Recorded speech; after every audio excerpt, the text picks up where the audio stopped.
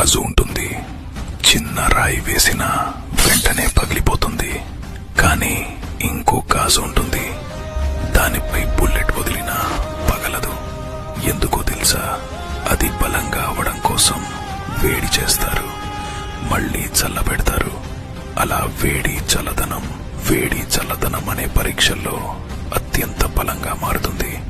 అందుకే దానిని బుల్లెట్ కూడా దెబ్బతీయలేదు.